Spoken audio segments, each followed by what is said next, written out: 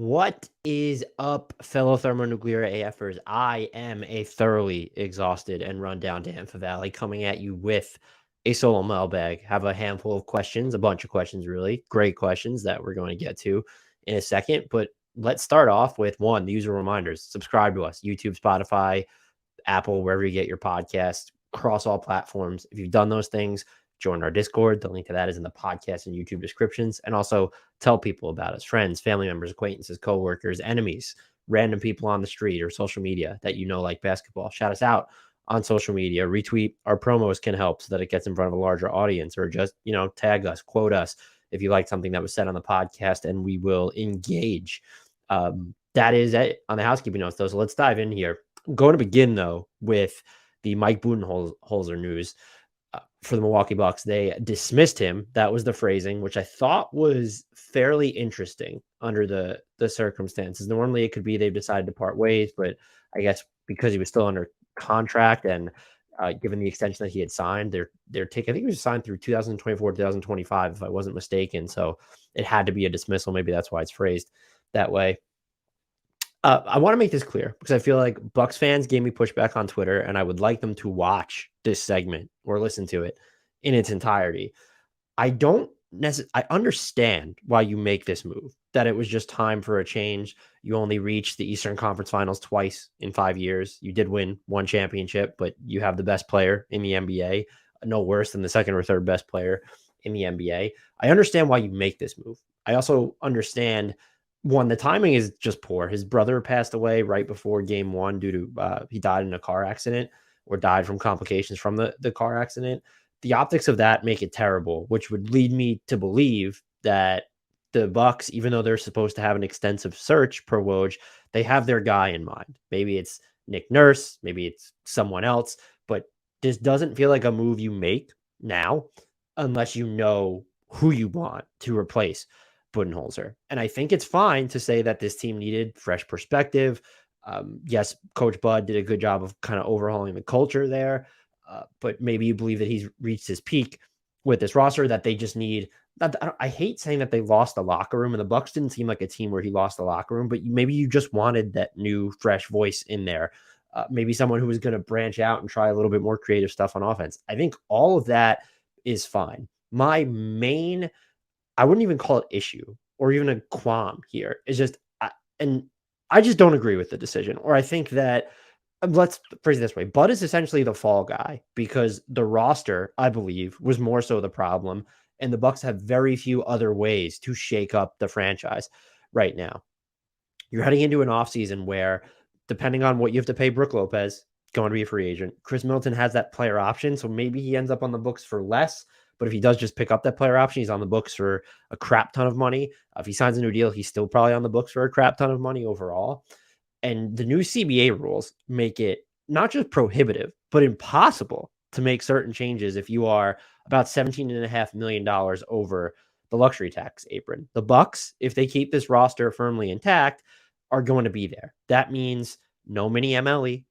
That means that they can't trade a draft pick that's 7 years out. They could still trade a draft pick. They could trade 2029. And the other thing here is that you can't, I find this fascinating and incredibly limiting. You can't decrease your salaries as part of an aggregate trade. Let's just say they were willing to trade, just throw numbers out here, $25 million in salary from two players for one $17 million player. You can't do that, apparently. So that restricts them even further. And there are just some other restrictions in there, but those are really just the big ones. What are they supposed to do? What changes are they supposed to make? You're almost locked into saying, hey, will Joe Ingles come back for 120% of his salary this year, non-bird rights? Maybe, Jay Crowder didn't really play, and his exit interview was either illuminating and uncomfortable. You have his bird rights. Are you willing to pay him enough so that he sticks around? And you promise him a bigger role with a new coach? There's very few things that you can do with this roster. Yes, you could still go ahead and make moves, but your assets are, what does Marjon Beauchamp, a 2029 first round pick, and then salary get you? Who does that get you? And the names out there, like we've been through this exercise in the podcast before. I don't know if it's someone who's going to address their biggest issue, which I would argue is they either need kind of a change up at point of attack offense, or they just need wing depth and maybe a little bit in the form of point of attack defense, where like they struggled there in the playoffs at points, even while having Jrue Holiday on the roster. I don't know how they're going to address all of that, but you look at this roster, and Jason Maples, for anyone host Temple of Hoop podcast, he was on top of this from the beginning of the season. I picked the Bucks to come out of the East at the beginning of the season and lose in the NBA Finals, but I did pick them to come out of the East. I underestimated. I was concerned about their wing depth specifically, and I even underestimated it. Like, there's just not a ton of athleticism outside of Giannis on this roster. Chris Middleton, after coming back from the second injury, looked pretty slow defensively, even when he had like really bright moments of offense. And it just makes you wonder, what's the path forward? Jrue Holiday is 32. Brook Lopez is 35. Giannis still just absolutely in his prime, so that's fine. You're not worried about him, but like the rest of the roster, Jrue going to age 33 season next year, so it'll be age 36 season for Brook Lopez. It'll be age 35 for Brook Lopez. Excuse me, he turned 35 after February of this year. Then you have even Chris Middleton. It'll be his age 32 season. Pat Connaughton, whose role was up and down this year, that's going to be his age 31 season. You're not an especially young team. You're very asset light. And now you can't even, unless you cut salary elsewhere, like maybe you're able to open up flexibility under the apron, you're not even going to have the mini MLE at your disposal. I'm not saying, this is not my way of saying that Bud is perfect. He wasn't. I think there are a lot of decisions that you could question in the playoffs. The uses of the timeout in the final game against timeouts, plural, or non-use of the timeouts against Miami, for sure. Not going to Jay Crowder more, continuing to lean too much maybe on Wesley Matthews. I just don't know. When you look at some of the context over the past 2 years since they've won their title, Chris Middleton out during the postseason last year. Giannis misses and by the way, Chris Middleton misses a huge chunk of this season, and the Bucks still just finished with the NBA's best record. That's incredible still. And I know that the postseason is all that matters. But again, Giannis misses a chunk of game 1 and then games 2 and 3 against Miami because of a back issue. He did not look like Giannis himself when he was back. And the other thing here that you can't attribute to Bud is that Giannis regressed as a jump shooter. And we know that that's never been his game. But like the counters just weren't there like they have been the previous 2 years. The mid-range percentage, I believe, dropped. I haven't looked at it in a while, but it certainly was not a weapon against Miami.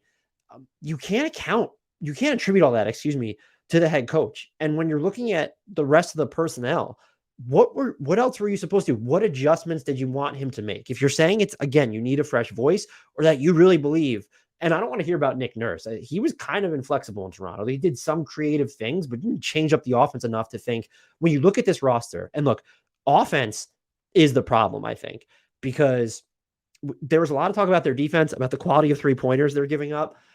This season specifically, when you go back and just kind of look at their ranks throughout the Coach Bud era, is they limited looks at the rim, and then their bag was, hey, we're going to have to just concede three-pointers. That's just something that's going to be caked in to this. So, 2018, 2019, they were 30th in opponent three-point attempt rate. So the share of shots coming from beyond the arc.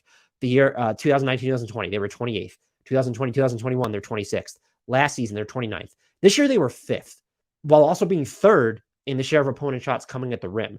They found a way, and I think they were definitely more inventive defensively, like not even just this year, but when you look at sort of the title year, since then, they've been willing to try more things when you just watch them. And this year specifically, I think it was super effective for their defense overall. Miami caught fire in the playoffs from 3, which is something they really hadn't done all season. They did see an uptick in shooting from, Max Strus and company after the All-Star break, a little bit after the All-Star break anyway. But like, they weren't this caps lock, italics, bold text, hot shooting team. They became one against the Bucks, and a lot of it was contested three-pointers. Like, they shot, I can't even remember the number. I'll try and look it up now, but they shot like an astronomical percentage on contested three-pointers. So where a defender is going to be at least, within 2 to 4 feet of your person. Like Miami, even now, like dating into the Knicks series, they're 4th in effective field goal percentage on heavily contested jumpers. And they're shooting for the playoffs. And much of this is, in the Milwaukee Bucks series, they're at 43.6% on contested threes. That's the second best mark in the league among playoff teams. Atlanta was actually first through their 6-game set against Boston. Like, those are tough shots. And when you look at it, felt like there wasn't enough offensive variability from the Bucks, more so than defense this season specifically. And I think most Bucks fans would agree. I don't know how you get that out of this roster, because I think Giannis Antetokounmpo is the best player in the world. That is just, this postseason didn't change anything about that. There are limitations to his game. It doesn't change anything about that for me. Am I interested in how he ages for a game that's still prided on these long strides and getting by guys and just playing super physical and explosive? Absolutely fascinated by it. But I think he's the greatest player in the world right now. You do have to build out your roster in a very specific fashion to account for his limitations, though. It's almost like if you put him on the court with a center who isn't Brook Lopez, or even a floor spacing big, but Brook Lopez is the ideal big to have alongside Giannis as a rim protector, someone who stretches the floor but can also work from the outside in. And there are very few of those guys in the league. And if you don't care about the rim protection, it opens it up a little bit where you could say, oh, Zeke Naji could do that. Karl Anthony Towns, if you're able to get him, which you can't. So I think that matters. And it's, if you're not going to have enough either functional shooting, like complementary shooting, where you're having guys like just fly around away from the ball, or in Drew Holiday's case, where it seems like, and this is not a statistical anecdote, but he's a killer shot maker during the regular season. Like, he can get the step back work and he can hit ridiculous jumpers without fail. It always seems like those shots fall short for him in the playoffs. Not literally fall short, just that some of them are long and just plain ugly. But they're just not going down at as high a clip. And that's not to say that you need to go ahead and now let's trade Drew Holiday. My point is just that there are, and it's aside from Giannis, is that you don't, there are limitations. There are strictures within which you need to work of this roster that I don't think a new head coach is just going to solve. I'm open to the idea that I'm wrong. I'm not saying this was the incorrect decision. I just truly believe that the Bucks personnel this year and their roster setup in general, I believe that their current roster, coupled with all these restrictions they're going to face moving forward, was by far the bigger problem than whatever Coach Bud wasn't doing. I really just don't think there were all these threads that he wasn't pulling at that were there for him to explore. And I think he made mistakes. Did he cost them this playoff series? No. These playoff series are not lost by 1 or 2 or 3 or 4 or 5 decisions. The Bucks were in that final game. They were in a 3-1 hole that they never should have been in. Is that on Bud? Okay. What else did you want him to do during you won one game without Giannis, where you didn't have them prepared for game 1? That's been sort of the Bucks MO, is that, oh, they lost the game 1. All right. Like, so is that on Bud? He's definitely responsible for their failures. But I just don't think that he was even close to the biggest problem there. And I'm open to the idea that I'm wrong. You could hit the YouTube comments with it. And I hope that Bucks fans at least gave me this, 11 or 12 minutes that I spent on this to show that I don't know if this is the right decision. It doesn't feel right to me, or at least I don't think it addresses the biggest issue. And we won't know until they go through the offseason. Maybe they're able to do something that's a little bit more creative that I don't see coming. I would bet against it unless it's a core change of, oh, we're looking to move on from Brook Lopez or Chris Middleton or even Drew Holiday. I don't know that they're going to stumble into anything on the free agent market, or if Joe Ingles comes back and he's going to be playing like gangbusters, or Marjon Beauchamp hits next year, excuse me.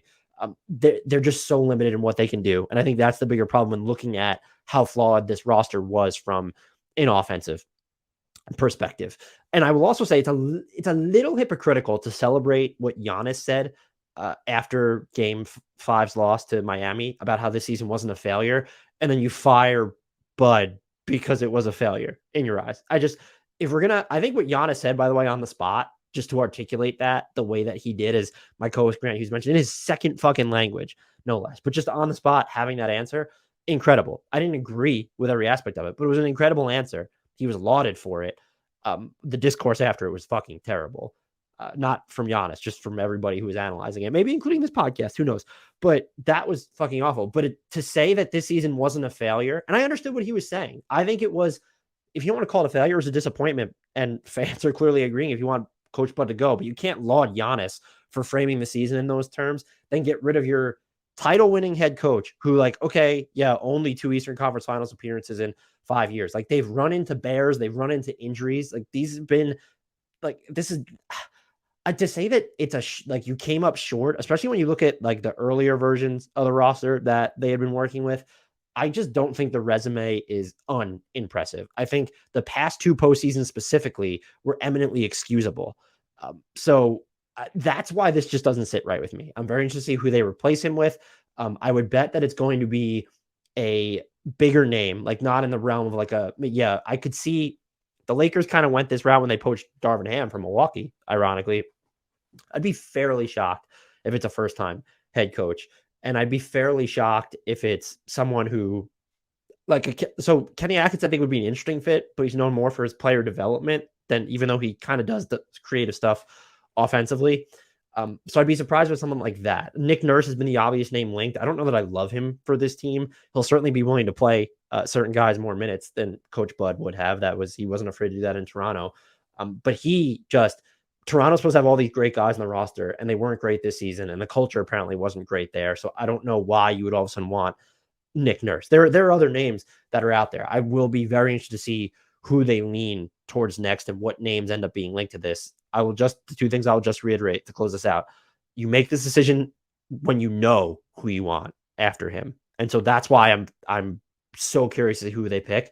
And two, I'm just not sure if it's the right decision. And then three, I really don't think it addresses the bigger issue. And so maybe we see shakeups on the roster, and then that'll clue me in where it's like, okay, well, this is more of a total overhaul. And that's the route that they wanted to go.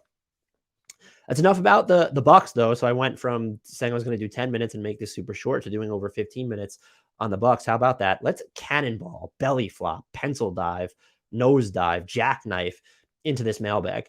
We'll begin with, we were just talking about mid-level exceptions, so let's kind of stick with it. From Wald of Oz, who are the best mid-level signings over the past, mini mid-level signings, over the best half decade? Bruce Brown has to be up there. So I don't know if I was perfect in my research on this, but I did go back the half decade to look at some of the signings that stood out to me.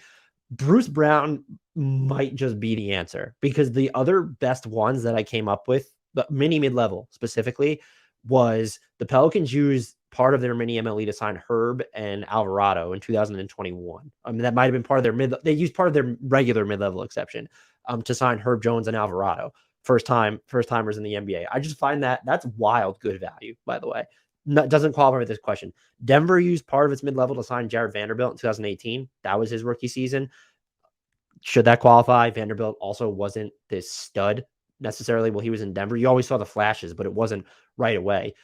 The only signings, plural, that I think rival what Denver's getting out of Brown right now, who really shifted the game defensively for them in game 2 against Phoenix. And so you could talk about how he kind of regressed offensively and wasn't as great defensively over the latter half of the season.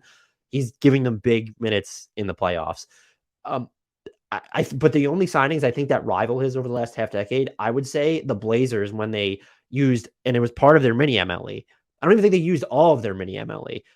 It was in 2018. They got Gary Trent Jr., who was a rookie at the time, and Seth Curry, who ended up being a useful player for them. So I think that's the only one, because it came in dual players. I don't think any one of them alone would stand the test of what Bruce Brown has done.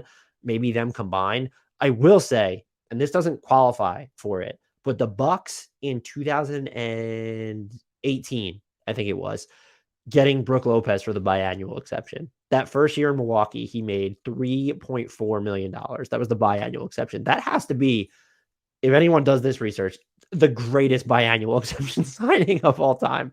Look at what he turned into. Second in defensive player of the year, floor stretching center, and like someone who can also generate offense for you if he needs to attack from the outside in or work from the post, or just move away from the ball and slip through defenses and finish at the basket, like on catches. Has to be the greatest biannual exception. I still think Brook Lopez is one of the most underappreciated players in the NBA, and his career trajectory is just absolutely incredible. Going from this defensive liability, like he blocked some shots, but he's mostly a defensive liability, didn't really play on the perimeter all that much, to, oh, he stretches the floor, moves off the ball, isn't just posting up. And he's just a defensive player of the year candidate, if not close to a favorite until they actually announce the results. So yes, I do think, Wald of Oz, that it's Bruce Brown is the answer. But if you want to, the GTJ, Gary Trent Jr. and Seth Curry joint signings, I think are the only ones that give Bruce Brown a run for the money. If I missed anyone, shout out if you were really high on Dennis Schroeder in Boston for some reason. I don't know. Please let me know. Next question comes from, this question from Austin is fascinating. Who would you say are the top reclamation projects a team should go after? Young, high pick who hasn't quite lived up to expectations, but still showed some flashes, promise, and which teams should go after those players like Okoro, Patrick Williams, and Toppin. So I think we are in fundamental disagreement of what would constitute a reclamation project. I think it's of someone who more so like an Usman Garuba, to where they're just not getting playing time in Houston, or a Kyra Lewis in New Orleans. So those are the names I kind of focused on for this. If you want to go the Obi Top and Patrick Williams Okoro routes, and so I want to answer your question. If you're I'll start with Isaac Okoro. Has shown he can hit threes in the regular season, not so much the playoffs. If you give him space, which Cleveland did not, I do think he is utility as a cutter, or sort of like the Bruce Brown role on the ball with a little bit less playmaking. I would like him in Utah. Would be fun to see. They create all the space in the world, and they just need wings in general. Or Sacramento, what they don't have caps lock shooters on their team, but they generate enough space because of where Sabonis gets the ball a lot of the time, and just they play at a high speed. And Fox and Herter and Monk, and if Barnes is still going to be there, and Keegan Murray, of course, they're all passable to really good shooters. For Patrick Williams, I mean, pick a team if you like. I like Utah, sure, but I think the two of my favorites would be Indiana. Provided that they're still kind of doing this, if you want to call it a middle build like Washington does, where they're at least going to invest time in him, rather than, okay, we have this high draft pick this year plus two others, and we're going to spend our cap space and try and be really good next season. But I would like to see him in Indiana. And then San Antonio would be super fun. They just kind of had like all these wingish, like bigger combo forward type, not bigger, but combo forward types, and Vassell and Jeremy Sohan and Keldon Johnson, excuse me. I don't know why I forgot about him. And they're going to add someone. Maybe it's Wemby through the draft. And let's just throw Patrick Williams in there and let him cook. But there are so many teams that you could argue for. Any team that's not trying to win now and guarantee him playing time, just throw Patrick Williams on there. So the other names that I have, and these are just my favorite. Oh, Obi Toppin, excuse me. Indiana, playing next to Miles Turner. I like that he kind of gives you both of what not defensively, I want to make that clear, but both of what Isaiah Jackson and Jalen Smith give you. Like just like sort of combines those two players into one. Although Isaiah Jackson might be at least more confident with the ball in his hands and trying to turn corners there still. But Obi Toppin, Indiana, or Oklahoma City. Imagine him next to Chet Holmgren. I would love that. And I think that they have the defensive infrastructure to where they can play someone who's a pure four. Maybe they would even give him some run at the five. They weren't afraid to play super small. Just kind of put him in a supercharged Dario Saric role where you trust him to be like less of a bully with the ball in his hands, but he can still stretch the floor. And he's going to run it faster than Saric did. But so I have, how many names did I list out? I have 5 guys that I have as reclamation projects, or I think are buried on the bench. And it's the first one is Zeke Naji in Denver. Just remember the discourse coming out of training camp that he was due for a break. Like this was coming out of Denver, that they thought he was going to play this huge role. He did not this year. And he wasn't like super banged up. I think he dealt with an injury towards the latter third or the middle of the season, but it was just, they never used him, and they need someone who can rebound and with more size for their backup 5 spot. I get it. Just a wild turn of events to me though, based off how much they were really building him up leading into the season. Oklahoma City would be the pick for me. I don't know. They like to play small now. Does it hurt their rebounding? I think having Giddey and Shea there, and if you're going to play him with Chet Holmgren, I think you would get playing time there. Usman Garuba, my boy. You all know I love me some Usman Garuba. I think towards the end of the season in Houston, he showed he could stay on the court a little bit offensively. Put him in Utah. Please put him in Utah. You're not going to play him with Walker Kessler, I don't think. But maybe you could. I mean, you're going to have 3 other shooters on the court at once. But just put him in Utah. Small ball 5, that shit. And surround him with 4 shooters. Just let me see it. Put him in Utah. Kyrie Lewis Jr., coming off an ACL injury, his speed looks like it's back. He can really get downhill, get by guys, get to the basket. Brooklyn would be fun because they're going to space the floor a ton anyway. And Spencer Dinwiddie and Mikal Bridges are not like pure rim pressure. And Patty Mills certainly isn't pure rim pressure, nor is Cam Thomas. Nobody on that roster as a wing or a guard is pure rim pressure. Kyrie Lewis there would be fun. Malachi Flynn, just throw him to Dallas. Probably, I mean, maybe, but Dallas has to commit to playing him. I think that they need someone who can be as just like disruptive as he can defensively. And then maybe he will like give you within that spacing they have there in the half court during the non-Luka minutes. He could give you some secondary ball handling. So, and like if Kyrie's still there, I think those two could play together. I don't necessarily love the fit with Luka though.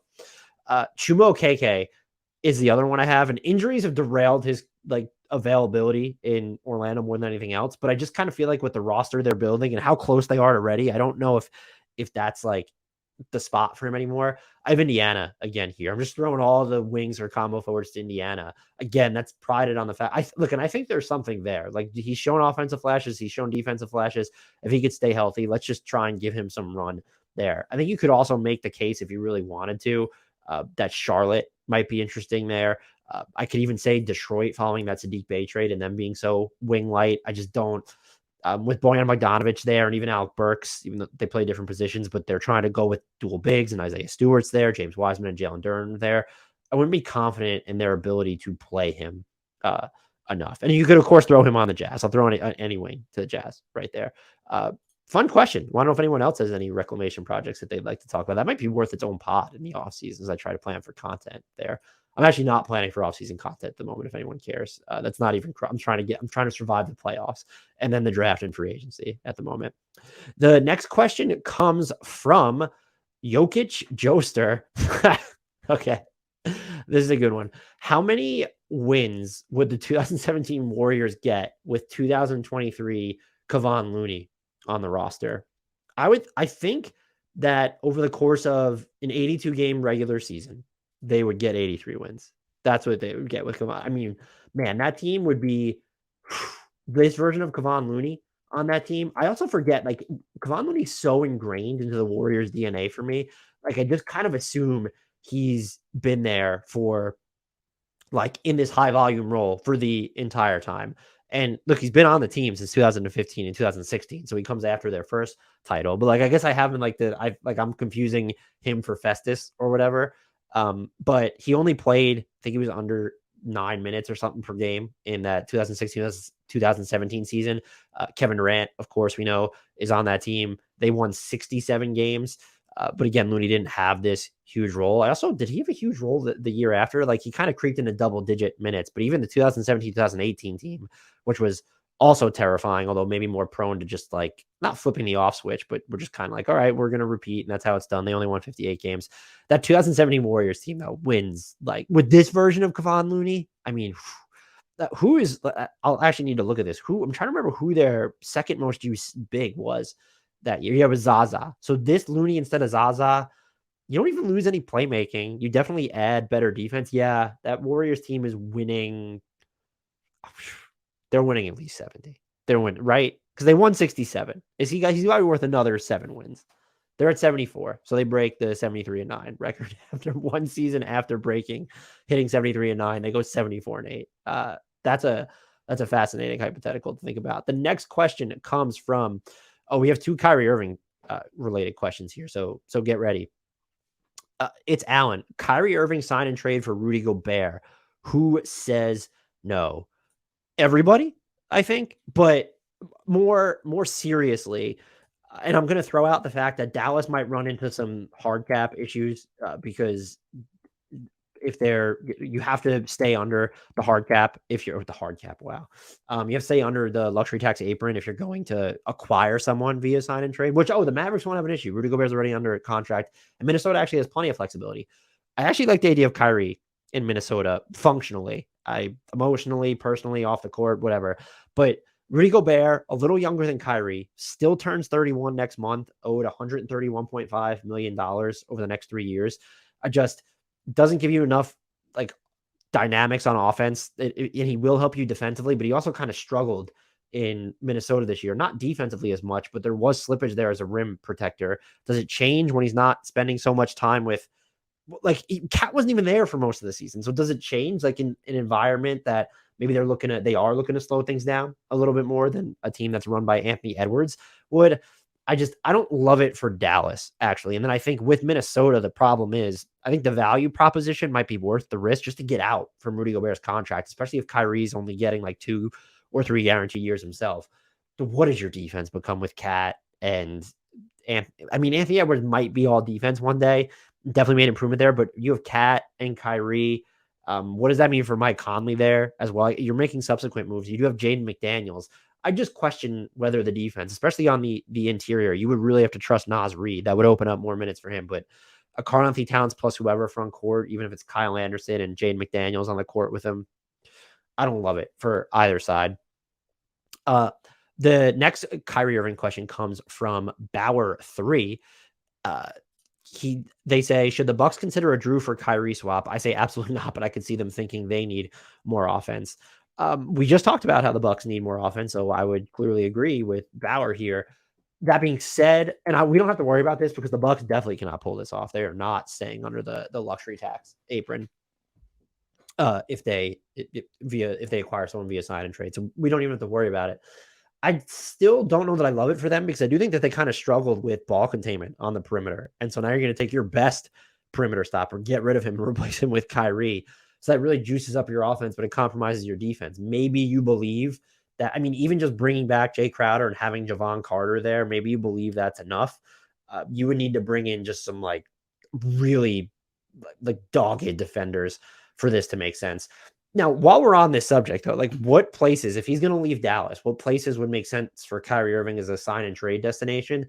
I thought about Toronto, like in the deal for OG and stuff. Maybe Gary Trent Jr. is coming over, or a mega deal for Pascal. But just if the Raptors like, well, we want to rebuild around Scotty and OG, and Pascal doesn't make too much sense with Jakob Poeltl there. I thought about the Heat.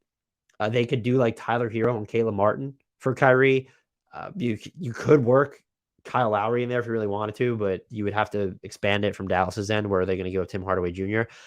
I just have this written down. The Wizards going after Kyrie, if he's just going wherever is going to pay him, doesn't it seem like such a Wizards move to be like, hey, we're going to fucking sign and trade for Kyrie? That seems like a Wizards move. But if you want Kyrie in Minnesota, like a cat for Kyrie trade could make some sense. I think Towns works next to Luka. You really just have to flesh out your defensive infrastructure after that. I will say, I know Bauer's not going to like this because there was a very spirited Discord. Well, actually, we'll get to that. So his thoughts on Towns are, I think, a little bit too extreme but they're not even a little bit too extreme when we get them, but they're super extreme. So this next question, I don't have a name associated with it. So what did I do? It's about Jayson Tatum. So let me see if, oh, okay. So Nickel Che Kolev asks, excuse me, need to clear my throat here. Even if they win the title, Tatum needs to seriously work on his ISO game, hot or not. I feel like the fact that the Celtics have to get too cute at the end of games is what cost them at least a title. There's a reason why coaches run simple plays at the end of games, less rooms for catastrophe. So, okay, I think Jayson Tatum was statistically, to be fair, one of the least effective off the dribble jump shooters this year. He's now picked that up in the the postseason, excuse me. But he does have a 19.5 usage rate in the clutch during the playoffs, which is just way too low. Shooting 38.3% on drives in the playoffs. Again, too low. I think there was the stat out there. Someone pointed this out in Discord that Marcus Smart is taking like more shots in the clutch during the playoffs than him and Jaylen Brown combined or something. And that's just such a small sample size at this point. I think the Celtics have played in 5 clutch games. If I'm looking at Jayson Tatum improvement, I think he got to the rim a little bit more this year, got to the free throw line a lot more this year. I think he needs to improve. If you want to say he needs to improve an ISO score, he needs to be a threat in those situations from more levels. And by that, I do think it means that he needs to follow through and get to the basket more in that point. And there's also, if you want him to be less deferential in crunch time, I mean, he had a 39 usage rate in the clutch this year during the regular season. I think as of right now, he can be your best player and you can win a title, especially if your team is Boston. If you're looking for him to kind of take over games like a Giannis, like a peak LeBron, even like a KD, I don't think he has that in him at the moment. He might have it more defensively than a KD, but it's tough for me. Like there's still the bailout element of his game that can bother me or ruffle my feathers where it's like, why you're not following through on your drives. I just like, I feel like I'm going to oversimplify this. I think if they don't win the title, or even if they win the title, one of the biggest flaws of Jayson Tatum's game is that last level of offense sometimes doesn't always exist to him, where it feels like he's not getting to the basket as much. He's going to be very reliant on drawing fouls, like where he's either just inside the paint or he's even outside the paint on jump shots. And that's just probably not going to sustain you as much in the postseason. So yeah, that is something that he definitely needs to work on, but I think he's actually gotten better. He did get to the rim a little bit more often this year, but that's always kind of been his MO. People, I think, over exaggerated the mid-range stuff for much of his career, and the rim pressure has been sort of lackluster. But again, like he's getting the rim more often than he did in the regular season during the playoffs. But there is something to the way that Boston's offense doesn't seem to want to run things through him in crunch time, where like he's not going to necessarily start with the ball in his hands. He's going to need someone to get it to him. Or if he gets, he's going to be too deferential, and it's not like drive and kick type stuff, or like really methodically breaking down and throwing the less obvious pass. And he's gotten incrementally better basically every season as a passer. So I think it's fair to consider that. I just don't know if I would say 100% that that's what needs to happen. Cyborgian says, okay. Cyborgian says, is it legal for the Blazers to burn the team and the arena to the ground and file for the insurance? I would argue that is illegal, and burning the team would be murder. So I'm going to say no, but the Blazers do need to, they either need to burn everything but Damian Lillard down, essentially. If they want to keep Shaden in this year's pick, I don't know what the point of that would be, because you're not getting value for all these other guys. Or you need to burn the entire thing down, keep Shaden, this pick, trade everybody else, and rebuild. That is I don't have anything to add on the Blazers. I'm not saying Dame needs to ask for out, but if you're keeping him, you need to be committed to it. And it's like, go get that, go hit that home run trade, or even a triple of a trade, which you've never done, not with Neil O'Shea, and not now under this front office regime. So yeah, those are my less than extended thoughts on the situation in Portland right now. Muckle asks, what's your take on the craziness this postseason versus the importance of the regular season? Seems like some people are saying the upsets further prove the regular season doesn't matter. I personally think it's good to have upsets, and the number of upsets this year will prove to be an outlier. This year's more due to matchups, inexperienced Kings versus Warriors, terrible rebounding Cavs versus the powerhouse Mitchell Robinson, and circumstances. Giannis hurt, Jimmy Supernova, instead of a sign of things to come. Muckle, you are just 100% right here. First of all, the upsets are good because the whole point of the play-in is to believe that these upsets can happen in the first place, which is why you want the idea of the 10 seed making it into the playoffs. And I think you laid it out. The injuries were a big deal this season. What we have to see, and this is, the NBA is trying to do this, by the way, is Seth Partnow wrote how stars for the Dunked On Prime, like email things, or the daily dunks. I was reading, I think it was like a week or two ago, that stars were available. The two best players of every team this year were available much less than in seasons past. So we didn't have great information on what these teams would look like in the postseason. And then you're also going to get to a point where it's like, if Miami lost a ton of games to injury, but they get a little bit more healthy, they didn't, though. They lost Tyler Hero, and now they lost Jimmy Butler. You're just not dealing with the same level of knowledge on these teams. The bigger thing here is, though, you have now shrunk the ground in like the gaps between these teams, because you're not teams that might skew dominant. Let's use the Clippers just as an example. If Kawhi and Paul George had been more available this year, what do they look like? They're not getting in his fifth. Are they getting in his second? Like, that's totally possible. We're seeing, I think, more of like, there are teams that are built for the regular season, where the Kings during the regular season, they get relatively great health. They finish third. The Grizzlies, they didn't get great health, but like, they're so deep. And when you have just competent rotation players that can go 11, 12 guys deep, you can stand to lose Steven Adams, Brandon Clark, still hold on to second place. Zaire Williams doing nothing for you. You still hold on to second place. And the other thing, I don't want to say that this is going to be a trend that continues. Some of it does come down to load management. Some of it does come down to injuries. The NBA is trying to spread out stars. And I want to talk more about this because Woj mentioned something that they expect, that the goal of this new CBA was to get that third star on a team to go elsewhere. And there aren't a lot of teams with 3 stars right now.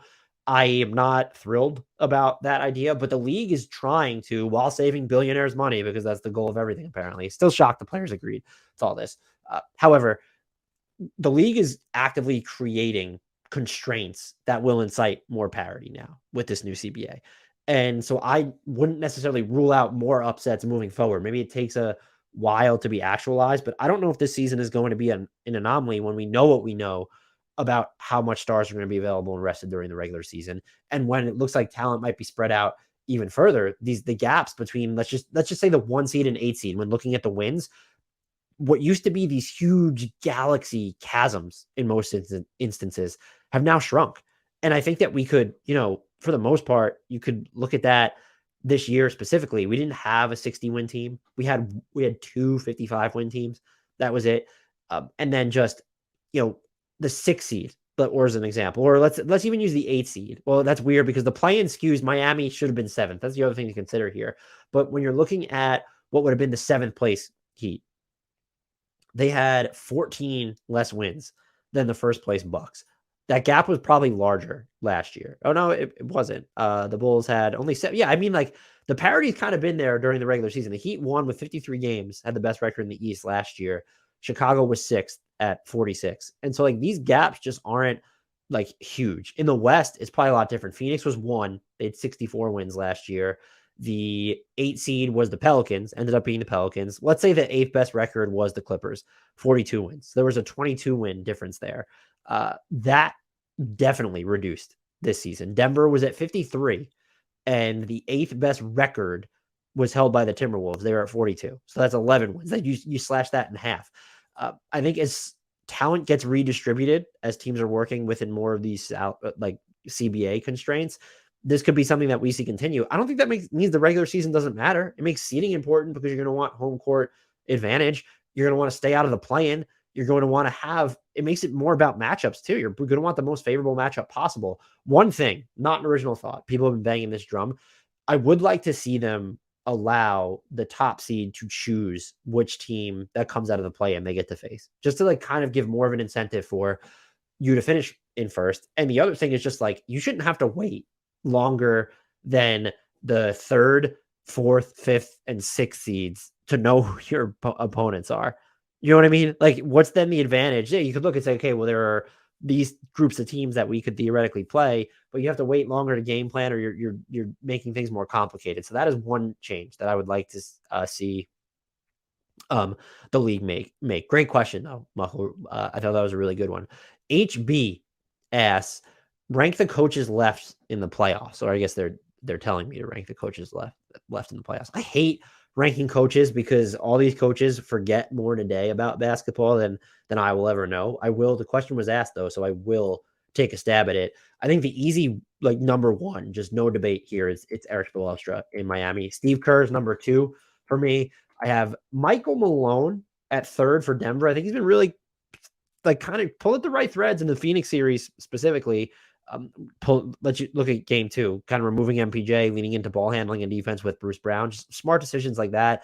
I have Joe Mazzulla at 4. There might be a case for him at 3. He's made some changes. He also wants you to know it based off his press conference after game 2 against the Sixers. I have Tibbs at 5. This is weird. I just feel like he gets, like, his players always seem to rally around him unless they're Cam Reddish for the most part. And he's shown a willingness to adjust way more when it comes to defense specifically than I ever would have thought or could have remembered in his previous years with the Knicks, his stops at Minnesota, Chicago, even Boston. I have Doc Rivers at 6. I feel like he's quietly done a good job coaching the Sixers for the most part this year. Like, they dealt with some injuries. They tried some different playoff lineups, not shying away from B-ball Paul in the postseason. I have Monty Williams at 7. You could flip him with Doc Rivers or Tibbs. Like, the margins here are pretty thin. And I think I would like to see Monty, by the way. The Suns need to go small at this point. Ditch the let's try and get Ayton to play without Jokic so that he could dominate offensively. It's not working. I'd rather see you go small in those minutes. He seems reluctant to make wholesale changes more than a lot of coaches. Then I have Hammett in 8th. Lakers Twitter doesn't really seem to like him. Like, when they look at his timeout usage, and then some of the minutes distributions, I actually thought he's coached like a good team this year. I've done a good job coaching this year overall, especially like it's first time head coach, first season in LA. I think he's been fine. So those are my rankings. Next question comes from Darkwing Duck. What offensive plays sets are trending in the playoffs? Oh, hey, another question that you shouldn't want to come to Dan Favale of Hardwood Knocks for.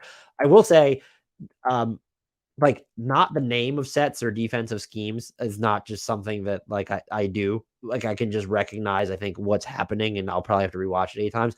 What I've noticed a lot more this postseason, anecdotally, because I don't have the stats to back this up, it does feel like teams as bigs are varying up their defense. Like, the defensive bigs are varying up their coverages a lot more, where it's, let's use Embiid as an example, where the regular season is drop. And yes, we do typically see more adjustments in the postseason, but it's, is he just coming up higher to the screen? But we're seeing more stunting. We're seeing some hedging.